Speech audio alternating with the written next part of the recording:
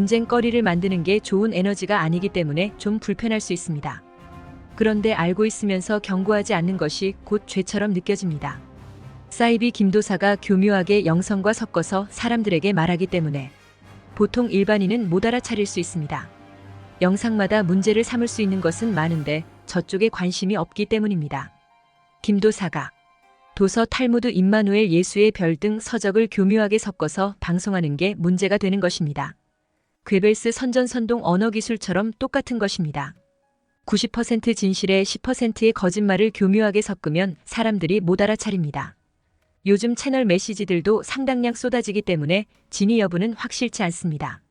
제가 20년 예전에 알기로는 예수가 태어나기 전 6차원 시리우스가 니비루 행성 존재들의 명령에서 특별한 기운을 가진 성배 상자유전자를 택배로 보냅니다. 니비루는 아눈나키들로 잘 알려졌습니다. 스위스 빌리 마이어가 컨택트한 세며제가 과거 전생이 수메르 아눈나키 12신 중에 아누라고도 합니다. 사실 여부는 알 수 없습니다. 과거의 업보가 있기 때문에 현대 인류에게 운명에 따라 자신과 자신 별자리에도 문제가 생길 수 있기 때문에 좀 바꿔보고자 지구에 왔던 것으로 보입니다.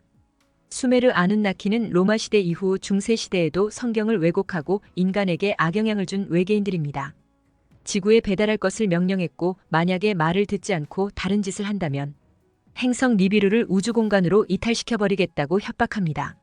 제가 생각하기로는 아니 다른 플레이아데스인을 이용하면 되지 굳이 니비루 아눈나키에게 심부름을 시켰을까 의문입니다.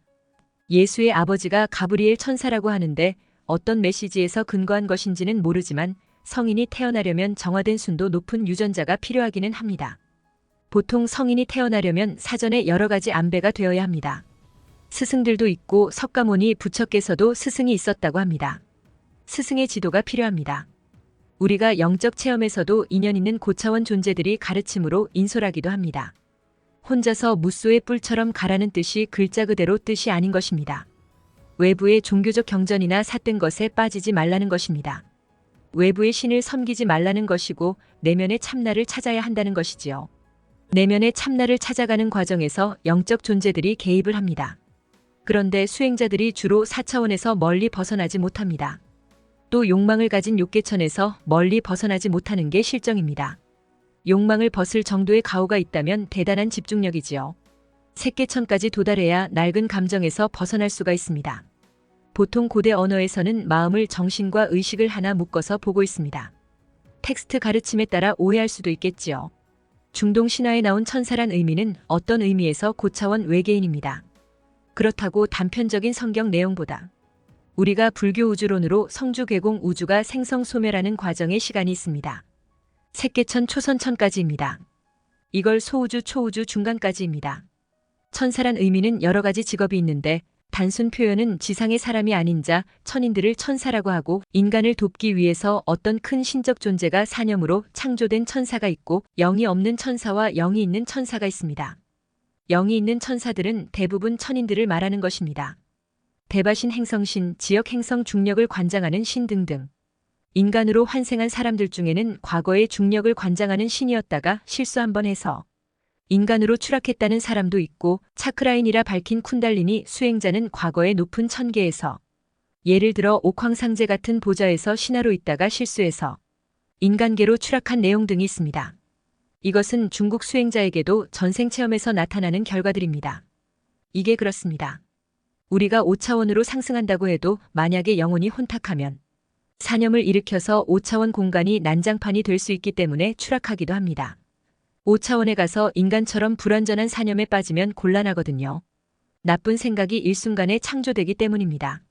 보통 성인들은 인간 부모가 있는 게 대부분이고 현대 부처는 5세계에서 화신을 했고 지구에 오기 전 전생 화성에서의 삶을 경험합니다.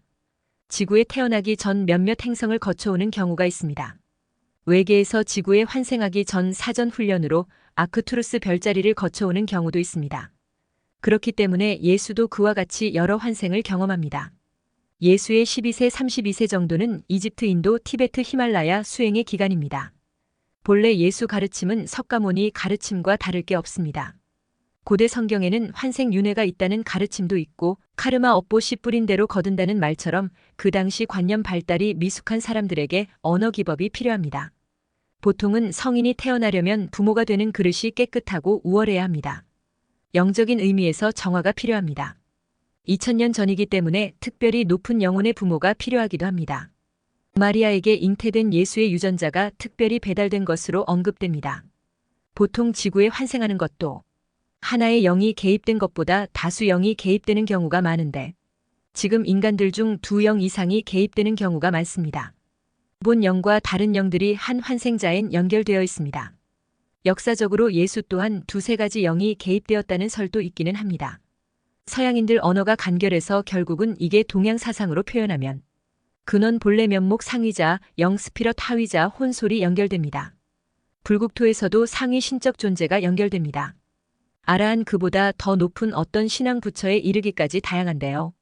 정토 5세계 해탈계 너머까지는 인간이 이해하기는 어렵습니다. 문제는 라엘 김도사가 자신이 환생한 예수하고 유리엘과 교신한다고 합니다. 종말론 운운, 공포심 조장, 거짓 영성 가르침, 사이비 교주 행세, 자칭 환생한 예수라고 영상 주제마다 다르기 때문에 댓글들을 보면 다른 사람들 10%는 김도사가 사이비라는 걸 인지하는 것 같은데 나머지 사람들이 초심자다 보니 혹하고 넘어간다는 게 문제입니다. 인간복제 영생교 라엘리안 무브먼트에 빠지더니 이제는 새로운 영성을 배워서 또 사이비로 사람들을 홀리고 있습니다. 전체 영상을 못 봤기 때문에 김도사가 과거 라엘리안 무브먼트의 신자인지는 확실치 않은데 몇몇 댓글에서 확인이 됩니다. 사이비 김도사에게 먹잇감이 되는 사람들은 첫째 영적으로 초보자 미숙한 사람들이 말려들 것입니다. 둘째 기존 여러 종교를 숭배했던 무리 중에 10%가 빠질 우려가 있습니다. 셋째 개신교의 신실한 신자 외에 의심이 있는 10%가 걸려들 것 같습니다. 대체적으로 영적으로 공부한 사람들은 사이비 김도사가 말하는 게 가짜라는 것을 알아차립니다. 문제는 이제 영적인 길로 들어선 사람들 초심자들이 먹잇감으로 걸려들 수 있다는 것입니다. 또 기존 종교에 심하게 회의감을 느끼는 사람이 이런 김도사 같은 사이비 말에 말려들게 됩니다. 이것은 매우 조심해야 할 영적 길입니다. 항상 앞서간 성인들의 책들을 많이 읽고 보고 깨우쳐야 합니다. 영적인 도서는 여러 출판사들이 전문적으로 발간합니다. 정신세계사가 주로 책이 많습니다. 다른 영성 출판사들의 책들도 많기 때문에 21세기 새로운 영적 가르침의 많은 책들을 살펴보는 게 영적 안목에서 매우 중요합니다. 우리는 어떠한 가르침이라도 마음으로 정신으로 믿지 않습니다. 내면에서 공명하는 가르침만 알고 믿습니다. 이것이 분명한 차이입니다. 닐 도널더 월쉬 신과 나눈 이야기를 들어보면 내면에 공명이 됩니다. 아하, 이것이 진실이구나 하는 직관적 감명이 있습니다. 또 신과 나눈 이야기는 서양인들과 현대 기독교 불교를 아우르는 가르침으로 불교의 대기설법 구조를 가지고 있습니다. 중생의 근기에 따라 상근기, 중근기, 하근기로 표현된 시공간 문화 사상 종교 지혜에 따라 중생에게 설하는 방법입니다. 닐 도널드 월시가 수신한 신은 기독교의 유일신이라는 대표로 말하지만 실상은 불국토 부처의 한마디가 불보살을 통해서 전달되어 관세음 보살 등이 33상 변화신으로 나타날 수도 있고 닐 도널드 월시의 상위자 신하영에게 전달되어 수많은 텍스트로 가르침을 줄 수가 있습니다. 이렇듯 일반인이 보는 관점과 수행자가 보는 관점이 매우 다른 것입니다.